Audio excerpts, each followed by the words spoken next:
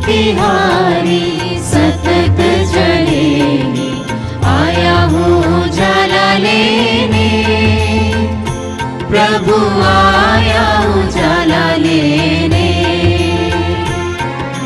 ज्योति तिहारी सतत जलेगी, आया हूँ उजाला लेने, प्रभु आया उजाला लेने।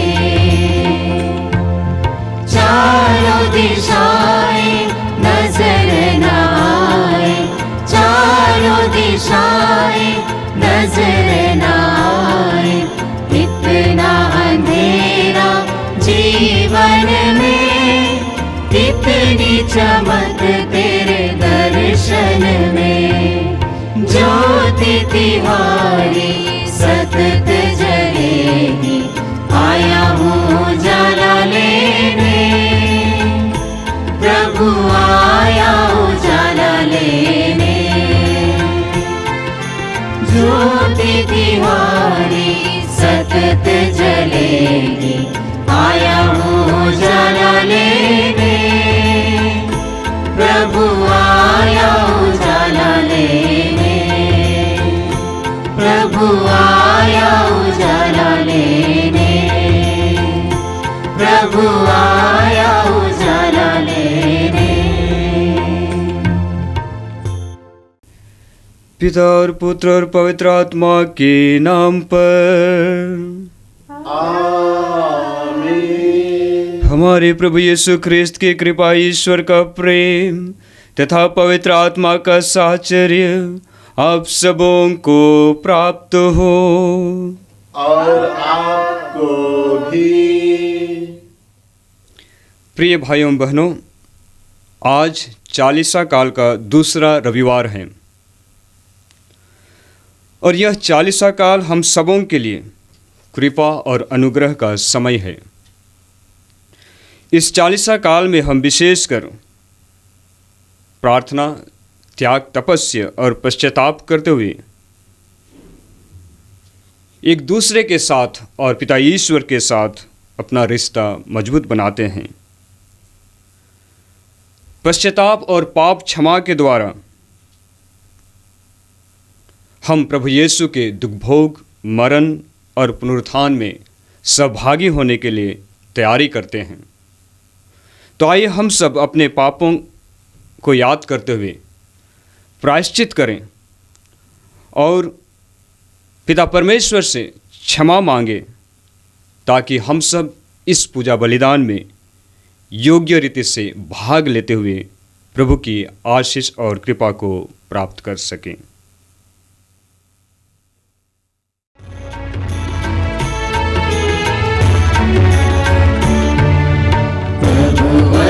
हम पर दया करो, दया करो प्रभु, दया करो, प्रभुवर हम पर दया करो, दया करो प्रभु, दया करो।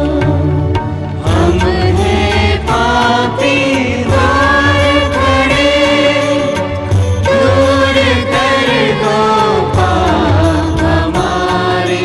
हम हैं पापी द्वार खड़े, दूर कर दो पाप हमारे, दूर कर दो पाप हमारे। प्रभुवर हम पर दया करो, दया करो प्रभु, दया करो, प्रभुवर हम पर दया करो, दया करो प्रभु, दया करो। सर्वशक्तिमान ईश्वर हम लोगों पर दया करे और हमारे पाप क्षमा कर हमको अनंत जीवन प्रदान करे। आमीन। हम प्रार्थना करें। हे ईश्वर, तूने हमें आदेश दिया है कि हम तेरे प्रियतम पुत्र की शिक्षा पर कान दें। तेरा वचन हमारी अंतरात्मा का भोजन बने, हमारी आत्मा की आंखें स्वच्छ हो जाएं और हम तेरी महिमा के दर्शन से आनंद मनाएं। यह हमारी प्रार्थना है हमारे प्रभु और तेरे पुत्र यीशु ख्रिस्त के द्वारा, जो ईश्वर होकर तेरे तथा पवित्र आत्मा के साथ युगानुग जीते और राज्य करते हैं। सर्वशक्तिमान पिता परमेश्वर आत्मा जीवा को शुद्ध करे, जिससे प्रभु के वचन की तृष्णा से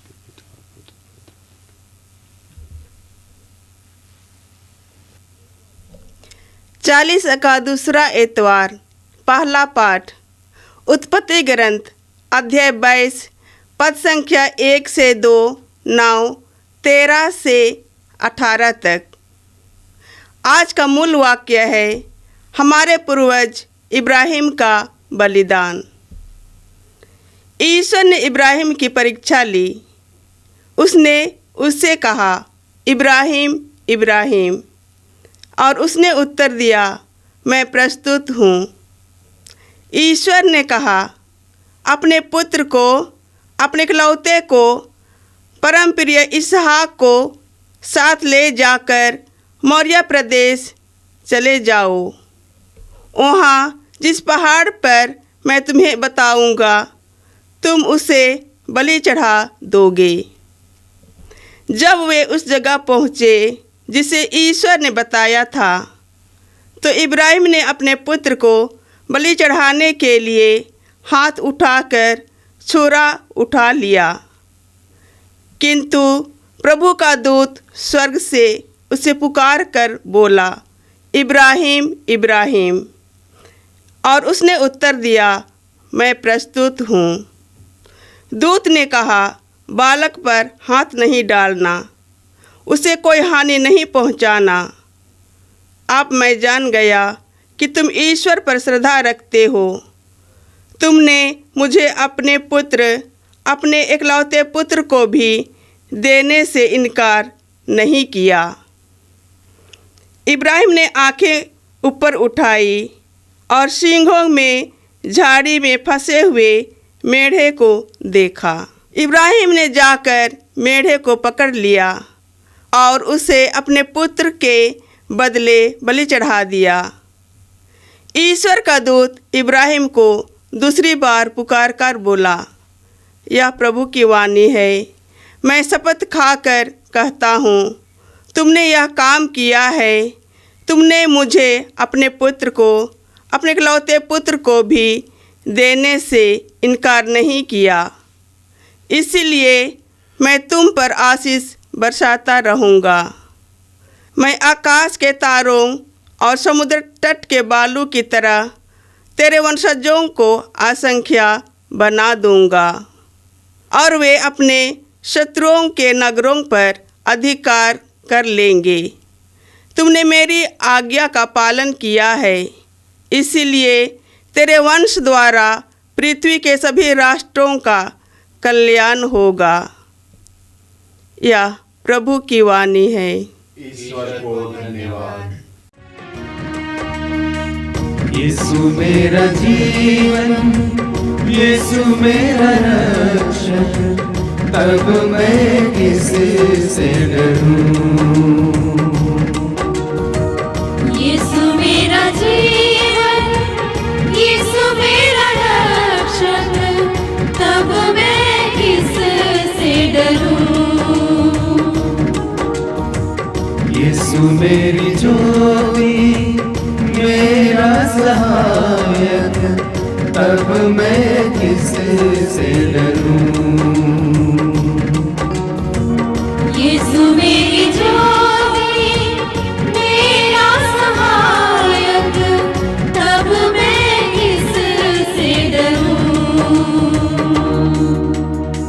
यीशु मेरा चरवाहा, उसकी भेड़ में, तब मैं किससे डरूं। यीशु मेरा चरवाहा, उसकी भेड़ में, तब मैं किससे डरूं। तब मैं किससे डरूं। यीशु मेरा जीवन, यीशु मेरा रक्षक, तब मैं किससे डरूं।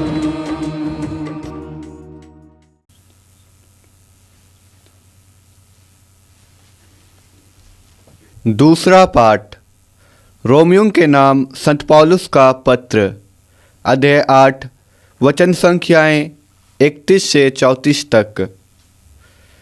भाइयों, यदि ईश्वर हमारे साथ है तो कौन हमारे विरुद्ध होगा। उसने अपने निजी पुत्र को भी नहीं बचा रखा, उसने हम सबों के लिए उसे समर्पित कर दिया, तो इतना देने के बाद क्या वह हमें सब कुछ नहीं देगा। ईश्वर ने जिन्हें चुन लिया है उन पर कौन अभियोग लगा सकेगा। ईश्वर ने जिन्हें दोष मुक्त कर दिया है उन्हें कौन दोषी ठहराएगा। क्या यीशु मसीह ऐसा करेंगे? वह तो मर गए, बल्कि जी उठे और ईश्वर के दाहिने विराजमान होकर हमारे लिए प्रार्थना करते रहते हैं। यह प्रभु की वाणी है। ईश्वर को धन्यवाद। प्रभु आप लोगों के साथ हो और आपके साथ भी। संत मार्कुस के अनुसार पवित्र सुसमाचार। प्रभु की जय। अध्याय 9 पद संख्याएं 2 से 10 तक। यीशु ने पेतरुस, याकूब और योहन को अपने साथ ले लिया और वह उन्हें एक ऊंचे पहाड़ पर एकांत में ले चले। उनके सामने ही यीशु का रूपांतरण हो गया। उनके वस्त्र ऐसे चमकीले और उजले हो गए कि दुनिया का कोई धोबी उन्हें इतना उजला नहीं कर सकता। शिष्यों को एलियस और मूसा दिखाई दिए। वे यीशु के साथ बातचीत कर रहे थे। उस समय पेतरुस ने यीशु से कहा, गुरुवर, यहाँ होना हमारे लिए कितना अच्छा है। हम 3 तंबू खड़ा कर दें, एक आपके लिए, एक मूसा और एक एलियस के लिए। उसकी समझ में नहीं आ रहा था कि वह क्या कहे, क्योंकि वे सब बहुत ही डर गए थे। तब एक बादल आकर उन पर छा गया और उस बादल में से यह वाणी सुनाई दी, यह मेरा प्रिय पुत्र है, इसकी सुनो। इसके तुरंत बाद जब शिष्य अपने चारों ओर दृष्टि दौड़ाने लगे तो उन्हें यीशु के सिवा और कोई नहीं दिखाई दिया। यीशु ने पहाड़ पर से उतरते समय उन्हें आदेश दिया कि जब तक मानव पुत्र मृतकों में से ना जी उठे, तब तक तुम लोगों ने जो देखा है इसकी चर्चा किसी से भी नहीं करना। उन्होंने यीशु की यह बात मान ली, परंतु वे आपस में विचार विमर्श करते थे कि मृतकों में से जी उठने का क्या अर्थ हो सकता है। यह प्रभु का सुसमाचार है। क्रिस्त प्रभु की जय। विश्वास के अभाव में कोई ईश्वर का कृपा पात्र नहीं हो सकता। ख्रिस्त में मेरे प्यारे भाइयों बहनों, चालीसी के इस दूसरे रविवार को और आज के पाठ के द्वारा पिता परमेश्वर हम सबों से यही कहते हैं और बताते हैं कि यह मेरा परम प्रिय पुत्र है, इसकी सुनो। अर्थात ईश्वर हम सबों को प्रभु के वचन को सुनने के लिए, प्रभु की वाणी को सुनने के लिए आह्वान कर रहे हैं, हम सबों को बुला रहे हैं। और आज के पहले पाठ में हम सबों ने यही सुना कि पिता परमेश्वर किस तरह से इब्राहिम की परीक्षा ली। उत्पत्ति ग्रंथ अध्याय 12 पद संख्याएं 1 से 2 में हम पढ़ते हैं, जहां ईश्वर ने इब्राहिम से प्रतिज्ञा की थी, अपना देश, अपना कुटुंब और अपने पिता का घर छोड़ दो और उस देश जाओ जिसे मैं तुम्हें दिखाऊंगा। मैं तुम्हारे द्वारा एक महान राष्ट्र उत्पन्न करूँगा, तुम्हें आशीर्वाद दूंगा और तुम्हारा नाम इतना महान बनाऊंगा कि वह कल्याण का स्रोत बन जाएगा। और उत्पत्ति ग्रंथ अध्याय 13 पद संख्या 16 में हम पढ़ते हैं, जहाँ ईश्वर इब्राहिम से कहते हैं, मैं तुम्हारे वंशजों को पृथ्वी की धूल की तरह असंख्य बना दूंगा। पृथ्वी के धूलि कण भले ही कोई गिन सके, किंतु तुम्हारे वंशजों की गिनती कोई नहीं कर पाएगा। जब पिता परमेश्वर इब्राहिम से इस तरह की प्रतिज्ञा की थी, और आज के पाठ में हम सुनते हैं कि ईश्वर इब्राहिम से कहते हैं कि अपने पुत्र को, अपने इकलौते पुत्र को, परमप्रिय इसहाक को साथ ले जाकर मोरिया देश जाओ, वहाँ जिस पहाड़ पर मैं तुम्हें बताऊंगा उसे बलि चढ़ा देना।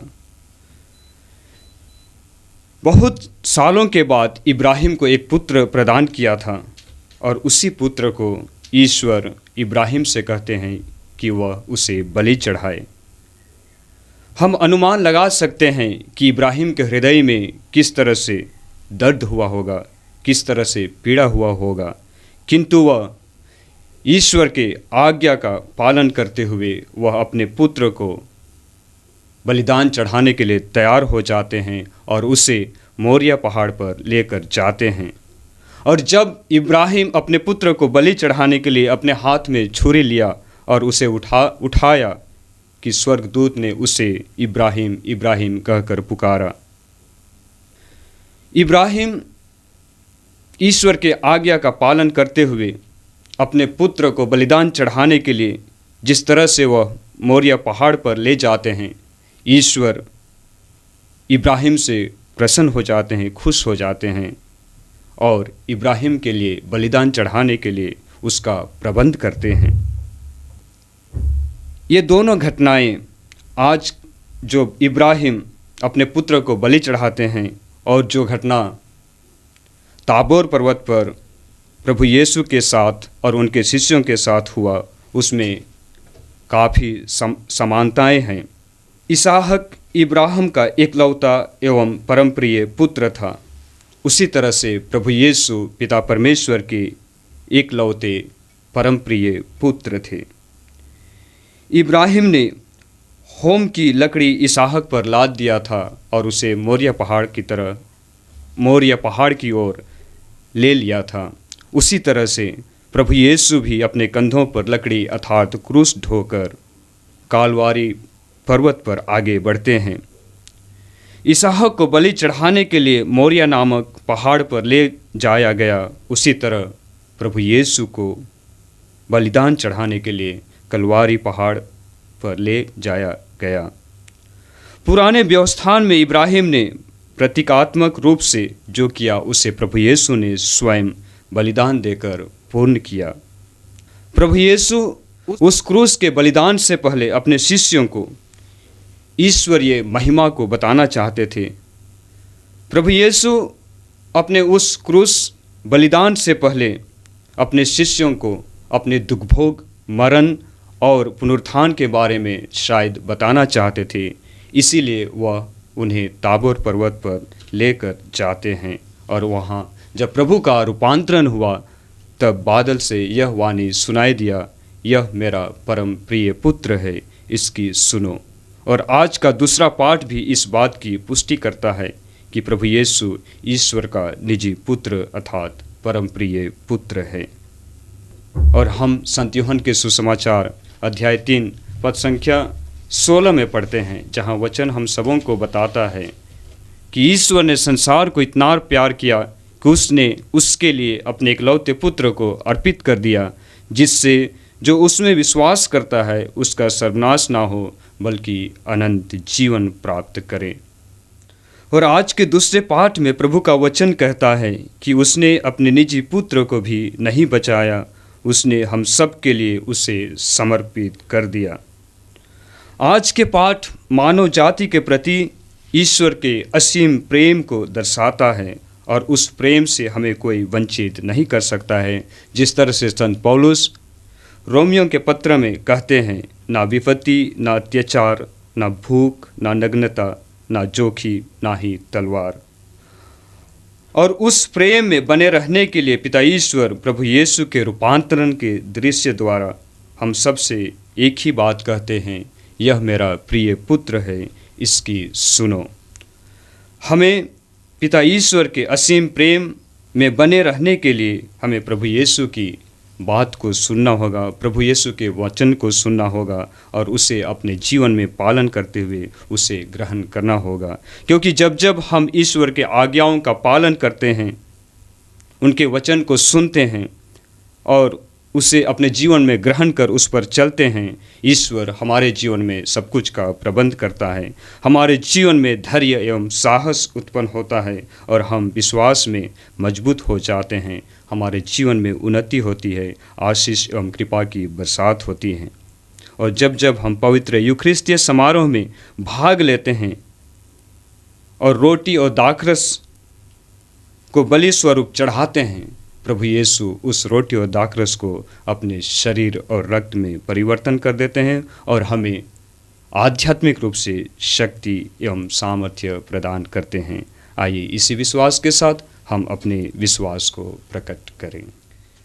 मैं स्वर्ग और पृथ्वी के सृजनहार सर्वशक्तिमान पिता परमेश्वर पर विश्वास करता हूँ और उसके इकलौते पुत्र हमारे प्रभु यीशु ख्रिस्त पर, जो पवित्र आत्मा के द्वारा गर्भ में पड़ा, कुंवारी मरियम से जन्म लिया, पोंतुस पिलातुस के समय दुख उठाया, क्रूस पर ठोका गया, मर गया और गाड़ा गया, लिम्बुस में उतरा, तीसरे दिन मर्दों में से जी उठा, स्वर्ग पर गया और सर्वशक्तिमान पिता परमेश्वर के दाहिने ओर विराजमान है।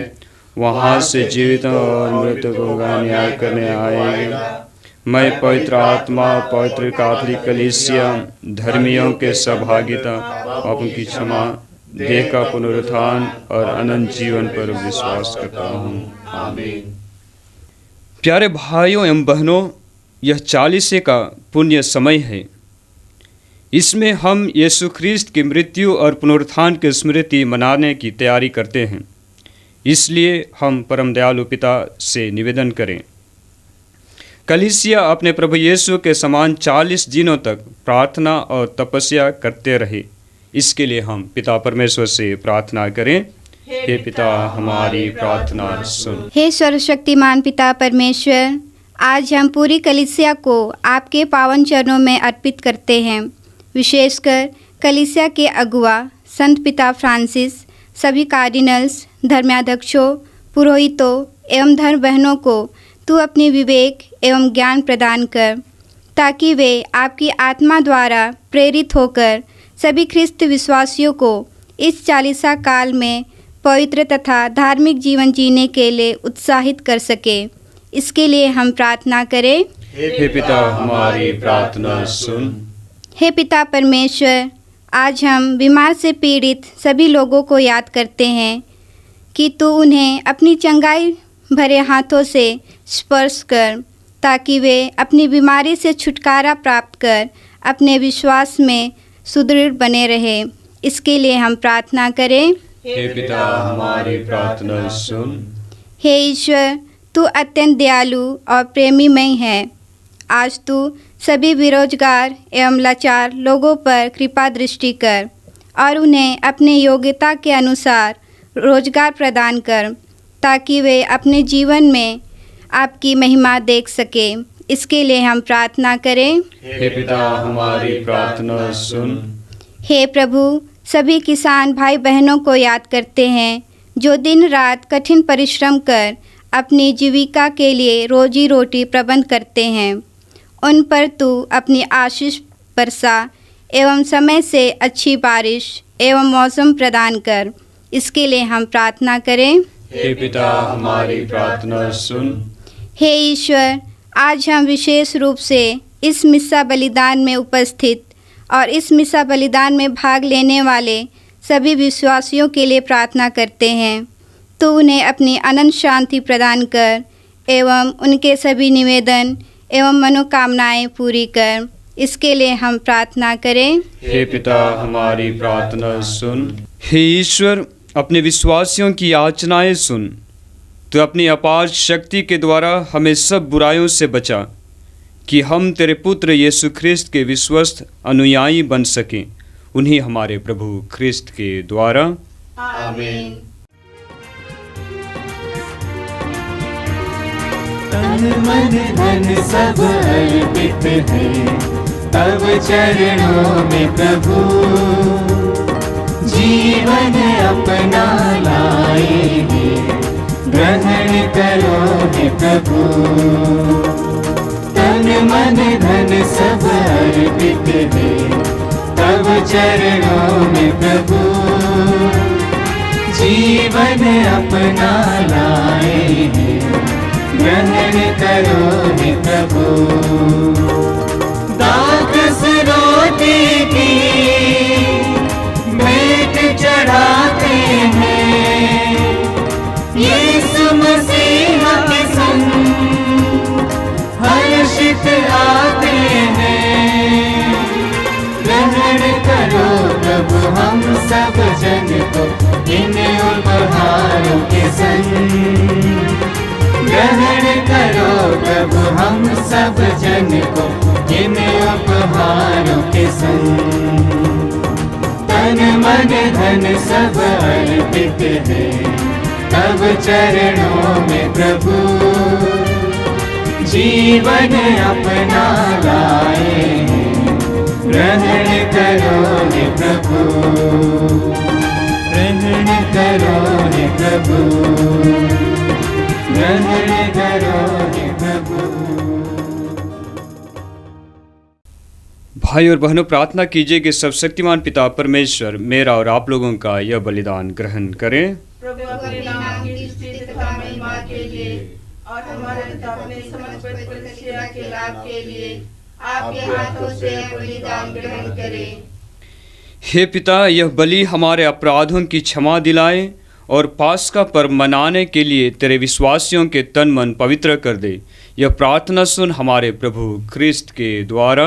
आमीन। प्रभु आप लोगों के साथ हो। और आपके साथ भी। प्रभु में मन लगाइए। हम प्रभु में मन लगाए हुए हैं। हम अपने प्रभु परमेश्वर को धन्यवाद दे। यह उचित और आवश्यक है। हे पूज्य पिता, यह परम उचित है, हमारा कर्तव्य तथा कल्याण है कि हम सदा और सर्वत्र अपने प्रभु ख्रिस्त के द्वारा तुझे धन्यवाद दें। इन्होंने अपने शिष्यों से अपनी मृत्यु की आगमवाणी की और पवित्र पर्वत पर उन्हें अपने प्रताप की झलक दिखाई। इस भांति प्रभु यीशु ने स्पष्ट कर दिया कि दुखभोग के द्वारा ही पुनरुत्थान की महिमा प्राप्त होती है। इस सच्चाई की साक्ष्य संहिता और नबी भी देते हैं। इस कारण हम स्वर्गदूतों के साथ पृथ्वी पर तेरा गुणगान करते हुए निरंतर एक स्वर से गाते हैं। पवित्र पवित्र पवित्र प्रभु विश्वमंडल के परमेश्वर, स्वर्ग और पृथ्वी तेरी महिमा से परिपूर्ण है। स्वर्ग में प्रभु की जय। धन्य है वे जो प्रभु के नाम पर आते हैं। स्वर्ग में प्रभु की जय। हे परमपिता, तू वास्तव में पवित्र है, सारी पवित्रता का स्रोत है। हम तुझसे निवेदन करते हैं तो ये उपहार अपने आत्मा के संस्पर्श से पवित्र कर दे कि हमारे प्रभु यीशु ख्रिस्त का शरीर तथा रक्त बन जाए। जिस रात को यीशु स्वेच्छा से मृत्यु के लिए सौंपे गए, उन्होंने रोटी ली, तुझे धन्यवाद दिया और रोटी तोड़कर उसे अपने शिष्यों को देते हुए कहा, तुम सब इसे लो और खाओ, यह मेरा शरीर है जो तुम्हारे लिए बलि चढ़ाया जाएगा।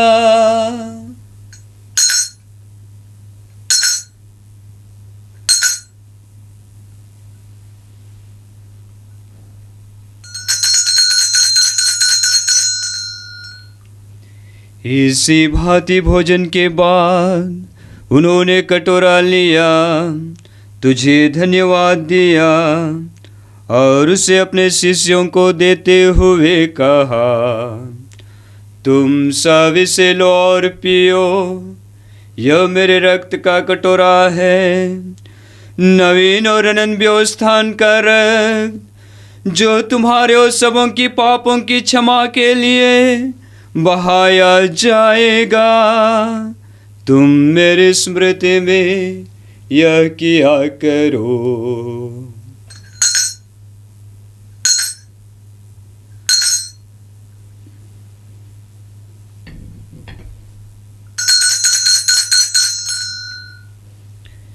यह है हमारे विश्वास का रहस्य।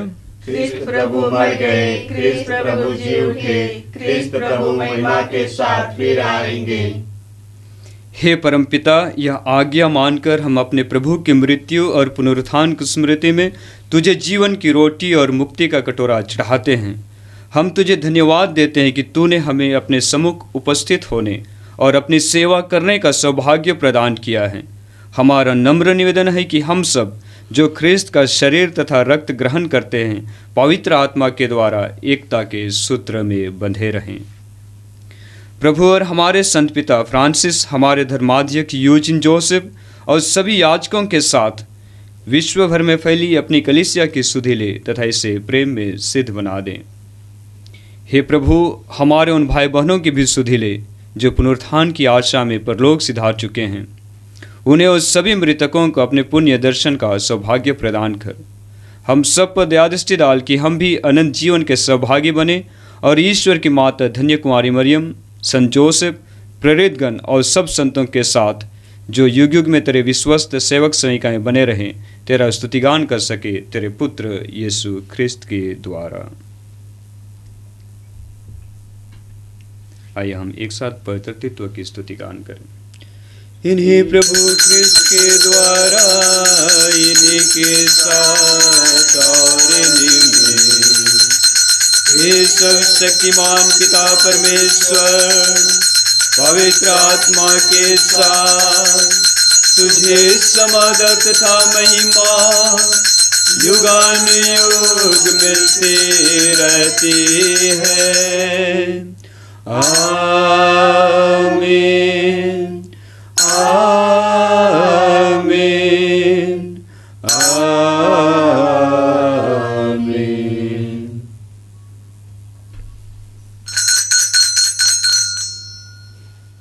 हम सब मिलकर पिता परमेश्वर से प्रार्थना करें जैसे प्रभु यीशु ने हमें सिखाया है। हे हमारे पिता जो स्वर्ग में है, तेरा नाम पवित्र किया जाए, तेरा राज्य आवे, तेरी इच्छा जैसे स्वर्ग में है वैसे इस पृथ्वी पर भी पूरी हो। हमारा प्रतिदिन का आहार आज हमें दे और हमारे अपराध हमें क्षमा कर, जैसे हम भी अपने अपराधियों को क्षमा करते हैं, और हमें परीक्षा में न डाल परंतु बुराई से बचा। आमीन। हे प्रभु, हम तुझसे प्रार्थना करते हैं, सभी बुराइयों से हमें बचा और इस जीवन में हमें कृपा पूर्वक शांति प्रदान कर। हम तेरी दया से सदा पाप से दूर और हर विपत्ति से सुरक्षित रहें और उस दिन की प्रतीक्षा करते रहें जब हमारे मुक्तिदाता यीशु ख्रिस्त फिर प्रकट होकर हमारी मंगलमय आशा पूरी करेंगे। क्योंकि तेरा राज्य, तेरा सामर्थ्य और तेरी महिमा अनंत काल तक बनी रहती है। हे प्रभु यीशु ख्रिस्त, तूने अपने प्रेरितों से कहा है, मैं तुम्हारे लिए शांति छोड़ जाता हूँ, अपनी शांति तुम्हें प्रदान करता हूँ। तो हमारे पापों पर नहीं, अपनी कलीसिया के विश्वास पर दृष्टि डाल और उसे शांति तथा एकता प्रदान कर, तू जो युगानुयुग जीता और राज्य करता है। आमीन। प्रभु की शांति सदा आप लोगों के साथ रहे और आपके साथ भी। आइए हम परस्पर प्रेम भाव रखें। हे ईश्वर के मेमने जो संसार के पाप हर लेता है, हम पर दया कर। हे ईश्वर के मेमने जो संसार के पाप हर लेता है, हम पर दया कर। हे ईश्वर के मेमने जो संसार के पाप हर लेता है, हमें शांति प्रदान कर। देखिए ईश्वर का मेमना जो संसार के पाप हर लेता है। धन्य है हम सब जो प्रभु के इस पवित्र भोज में बुलाए गए हैं। हे प्रभु, मैं इस योग्य नहीं हूँ कि आप मेरे यहाँ आवे, किंतु एक शब्द कर दे और मेरी आत्मा चंगी हो जाएगी।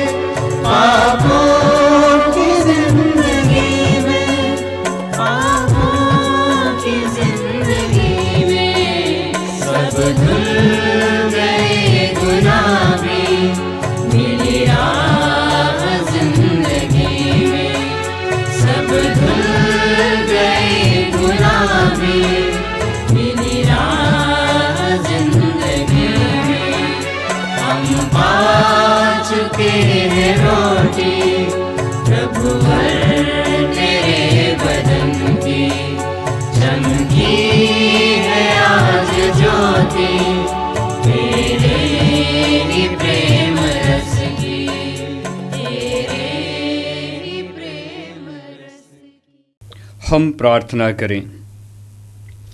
हे प्रभु, हमने दिव्य संस्कार ग्रहण किए हैं और कृतज्ञतापूर्ण हृदय से तुझे धन्यवाद देते हैं, क्योंकि तू इस पृथ्वी पर भी हमें स्वर्गीय वस्तुओं के सौभागी बना दे।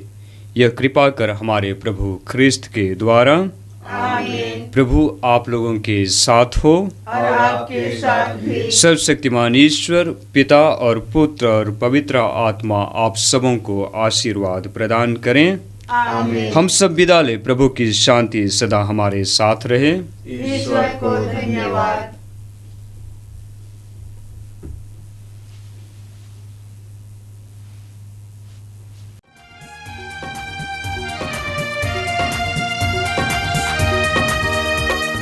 दिल भरा आभार से साथ तुम्हारा पाके, कहे तो कैसे कहे प्रभु तुमको धन्यवाद, तुमको धन्यवाद।